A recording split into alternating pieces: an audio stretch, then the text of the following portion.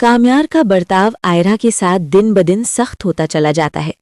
छोटी छोटी बातों पर वो उससे उलझने लगता है और बेवजह झगड़े करता रहता है। ऊपर से उसकी माँ आयरा पर तानों की बरसात कर देती है।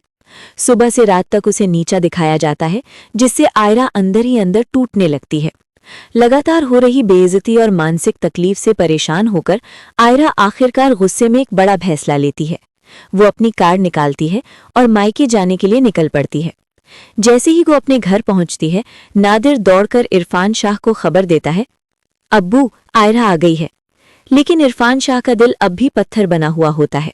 वो कठोर आवाज में कहते हैं, जिस लड़की ने हमारी इज्जत को तमाशा बना दिया, उससे हमारा कोई रिश्ता नहीं। वो नादिर को हुक्म देते हैं कि फाटक बंद कर दिया जाए। अपनी आंखों के सामने घर का दरवाजा बंद होते देख आयरा का दिल बुरी तरह टूट जाता है। वो रोती हुई वापस अपनी गाड़ी में बैठ जाती है।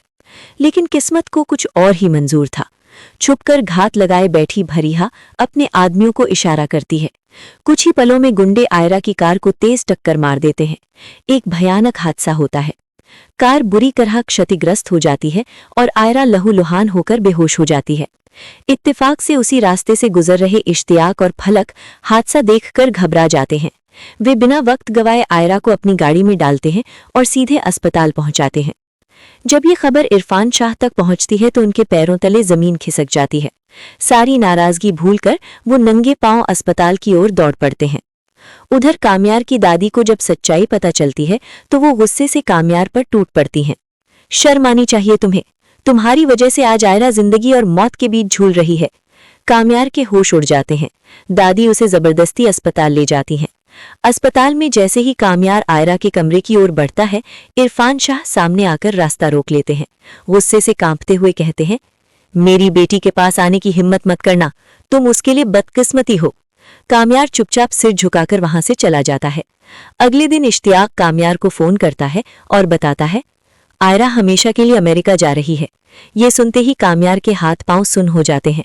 वो पागलों की तरह गाड़ी दौड़ाता हुआ एयरपोर्ट पहुंचता है। आयरा बोर्डिंग गेट की तरफ बढ़ रही होती है। काम्यार जोर से चिल्लाता है, आयरा, रुक जाओ। आयरा पलटती है, लेकिन कमजोरी और तनाव के कारण वहीं बेहोश होकर गिर पड़ती है। ये देख दोनों घबरा जाते हैं। काम्यार फौरन उसे उठाकर अस्पताल ले जाता है। डॉक्टरों की जांच के बाद कुछ देर में खुशखबरी मिलती है। मरीज अब ठीक है और वो मां बनने वाली है। ये सुनते ही माहौल बदल जाता है। इरफान शाह की आंखों से आंसू बहने लगते हैं। काम्यार राहत की सांस लेता है। होश में आने पर आयरा को सच्चाई पता चलती है। उसका गुस्सा पिघल जाता है और वो काम्यार को माफ कर देती है।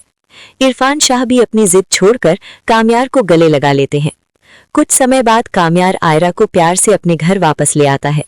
1 साल बाद उनके घर एक नन्ही सी बेटी जन्म लेती है, जो उनकी जिंदगी खुशियों से भर देती है। तो दोस्तों, आपको ये नई कहानी कैसी लगी? अगर पसंद आई हो तो लाइक करें, शेयर करें और चैनल को सब्सक्राइब करना ना भूलें। 8